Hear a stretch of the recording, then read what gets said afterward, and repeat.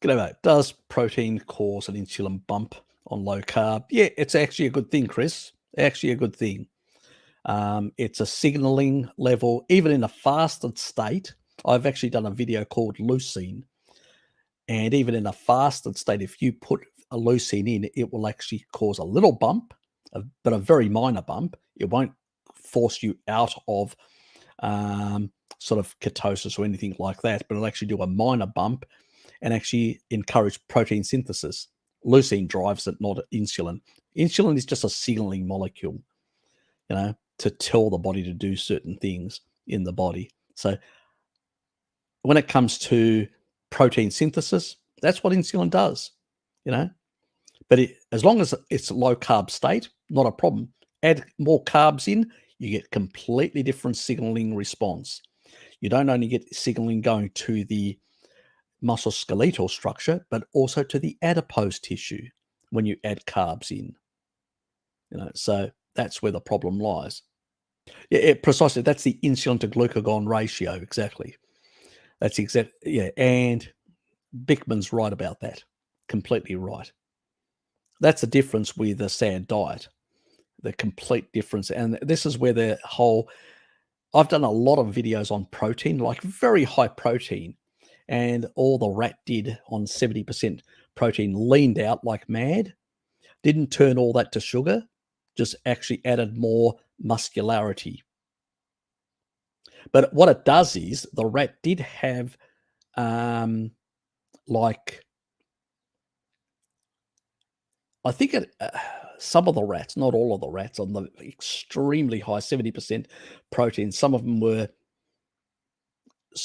it was like sleep issues, it was just too much. They were it was taking them too many hours to do that protein synthesis. Because what happens is when you eat a lot of food, that's why we do usually encourage to eat light, in earlier light.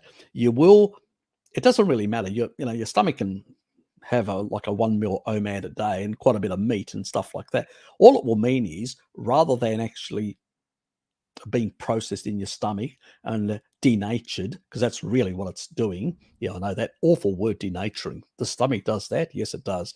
It actually will break down foreign amino acid proteins into simple amino acids, which is very good because that means we're not putting foreign proteins in and creating immune reactions. And we're taking these denatured proteins, the amino acids, and slowly absorbing them over quite a few hours. So we digest in the stomach a big bolus of protein, about up to 4 hours maximum, usually it is. That's when we've eaten enough and we go, I can't eat anymore in terms of protein. And so that will process up to a maximum of about approximately 4 hours. It depends on different people.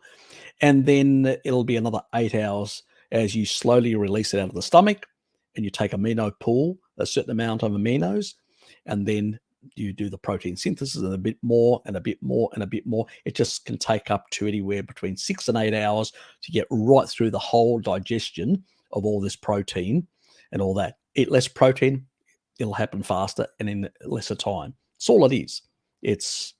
That's the sort of difference. That is why you do not get these massive, like a lot of protein coming in at the same time or being pooped out.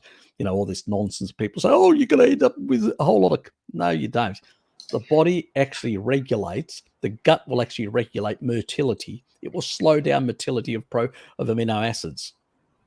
It actually, taurine plays a role in regulating motility in the gut. I've done a video on it covering all this sort of stuff. This is what I would say. I nuance things from all angles, not just the insulin glucagon, but gut motility, what it's actually doing, how protein is how it's signaling to the,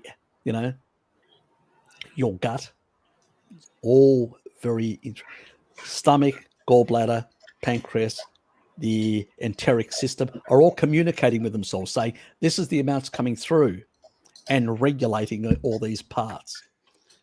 That's why if you eat more, it'll take a bit more longer to digest, but you will digest it. It won't end up as, like the vegans say, fermenting in your colon. Really?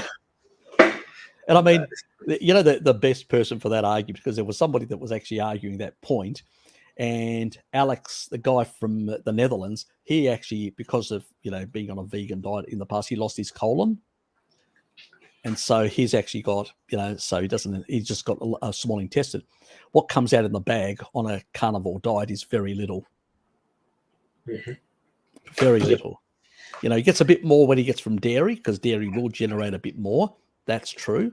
In that gut, but in terms of meat, very little comes out. Most of it gets absorbed. It just takes longer if you eat more. So motility is not something like, we're not talking about some issue of gastroparesis or stuff like that.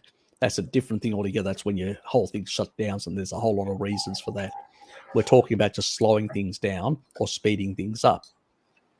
So certain things, I mean, if you take alcohol sugars, I can tell you that will speed up, motility, and things will explode in the other direction. I did that once with erythritol and consuming up to 2 liters.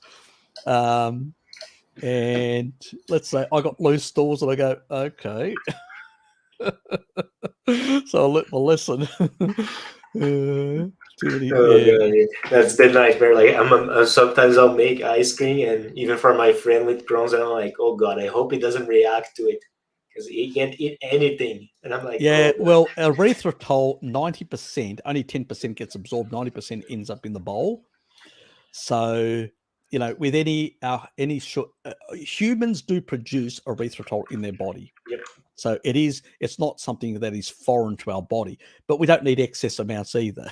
So you need to sort of be a bit careful not to consume massive amounts of these alcohol sugars, because it's going to cause, let's say, some upset in your enteric system. So your gut is not going to be very happy with you in that regard. But Chris, I'm very much in agreement with the insulin to glucagon ratio, and this is the reason why. And I'll be explaining a bit more on this this coming week. I'll be doing a video covering some of the nuancing in regards to that, having certain thresholds of sugar and how that affects the whole thing, because people are talking about, milk and these other things. And so I think some of that needs to be covered and cleared out, because at the moment it's a bit confusing.